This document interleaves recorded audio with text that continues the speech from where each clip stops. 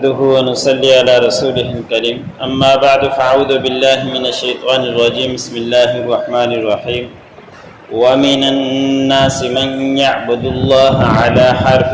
فإن أصابه خير اطمأن به وإن أصابته فتنة انقلب على وجهه خسر الدنيا والآخرة ذلك هو الخسران المبين يدعو من دون الله ما لا يضره وما لا ينفعه ذلك هو الضلال البعيد يدعو لمن ضره أقرب من نفعه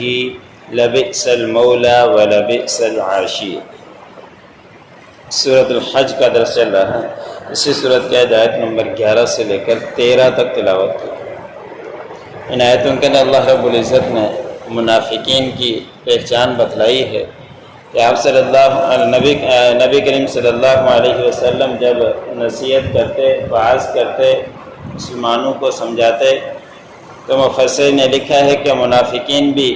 آ کے وہاں بیٹھ جاتے، لیکن منافقین کسی کونے کھانچے میں بیٹھا کرتے تھے، اور جو مومن ہوا کرتے تھے وہ آپ صلی اللہ علیہ وسلم کے بالکل قریب آ جاتے تھے، اور جس کو دل جمعی ہوتی تھی بات سننے کی وہ قریب ہوا کرتے تھے۔ منافقین مجلس کے کونے میں جا کے بیٹھتے، پھر اگر ان کو کوئی فائدہ ہوتا، اچھی بات مل جاتی تو اس سے مطمئن ہو جاتے، خوشی ہوتی ان کو کہ مال غنیمت مل گئی یا کوئی اور ان کو نعمت مل گئی تو اس پر خوشی خوشی وہ قبول کر لیتے۔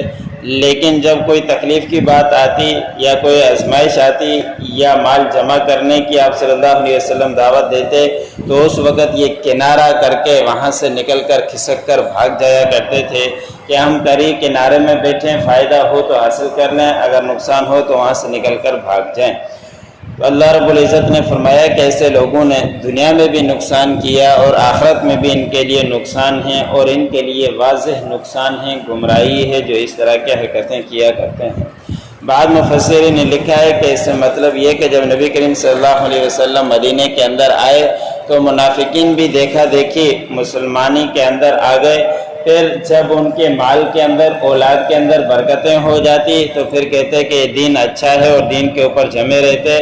لیکن مسلمان ہونے کے بعد ان کے مال میں، اولاد میں کمی آ جاتی تو پھر کہتے کہ یہ دین صحیح نہیں ہے اور دین سے پھر جایا کرتے تھے۔ تو یہ اسلام میں آ جانا یہ ایک اللہ رب العزت کی طرف سے آزمائشیں آیا کرتی ہے، تو مومن وہی ہے جو ان آزمائشوں کا مقابلہ کرے، ان آزمائشوں کے سامنے ڈٹا رہے اور اس میں واویلا کرنے سے نقصان ہی ہوا کرتا ہے۔ حدیث مبارک میں آتا ہے کہ نبی کریم صلی اللہ علیہ وسلم نے فرمایا کہ جب اللہ رب العزت کسی انسان کے بیٹے کی موت کرتے ہیں، اس کے موت آ جایا کرتی ہے تو اللہ رب العزت کو سب کچھ معلوم ہو جانے کے باوجود بھی فرشتوں سے پوچھتے ہیں کہ آپ نے میرے بندے کے جگر کی ٹکڑے کی روح نکال کر آ گئے، تو فرشتے جواب دیتے ہیں کہ آپ ہی کا حکم تھا اس لیے ہم روح نکال کر آ گئے۔ تو اس وقت اللہ رب العزت فرشتوں سے پوچھتے ہیں کہ میرے بندے نے کیا کہا؟ تو پھر فرشتے بتاتے ہیں کہ آپ کے بندے نے جب بچے کا انتقال ہوا تو پڑھا انا للہ و انا الیہ راجعون، اور پھر پڑھا الحمدللہ علی کل حال، کہ انا للہ بھی پڑھا کہ ہر چیز کو اللہ رب العزت کی طرف لوٹ کر جانی ہے، پھر اللہ رب العزت کی حمد بیان کی کہ تمام تعریفیں اللہ کے لیے ہر حال کے اندر۔ تو پھر اللہ رب العزت فرماتے ہیں کہ اے فرشتوں تم گواہ رہنا، میں نے اس کے لیے ایک گھر تعمیر کر دیا ہے جس کا نام ہی حمد ہے، کہ میرا بندہ ہر حال کے اندر اللہ رب العزت کی تعریفیں کرتا ہے۔ تو انسان ہے، انسان کے اوپر آزمائشیں بھی آتی ہے اور اس کے اندر خوشی کے موقع بھی آتے ہیں، تو آزمائش جب بھی آئے تو اس کے اوپر بھی صبر کرے، اور جب بھی کوئی خوشی کا موقع آئے تو اس وقت خوشی کا اظہار کرے۔ یہ نہیں کہ خوشی کے وقت خوشی ہو اور غمی کے اندر پھر واویلا کرتا پھرے، تو پھر وہ مومن کی نشانی نہیں ہے، وہ منافق کی نشانی بن جاتی ہے، پھر ان کے لیے دنیا اور آخرت کے اندر نقصان ہو جایا کرتا ہے۔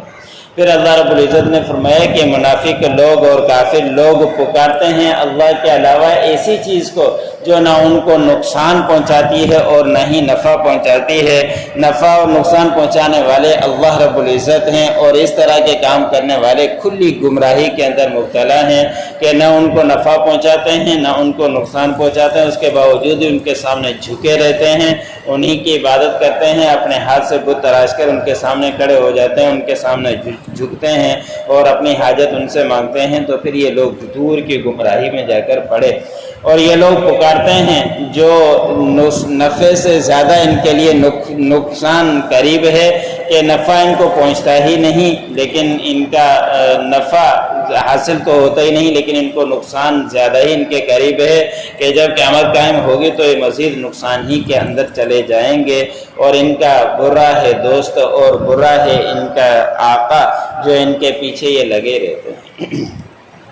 وَمِنَ النَّاسِ مَن يَعْبُدُ اللَّهَ عَلَى حَرْفٍ، لوگوں میں سے وہ بھی ہیں جو عبادت کرتے ہیں اللہ کی کنارے پر۔ فَإِنْ أَصَابَهُ خَيْرٌ اطْمَأَنَّ بِهِ، پس اگر ان کو پہنچے بھلائی تو اس کے ساتھ مطمئن ہو جاتے ہیں۔ وَإِنْ أَصَابَتْهُ فِتْنَةٌ انقلب عَلَى وَجْهِهِ،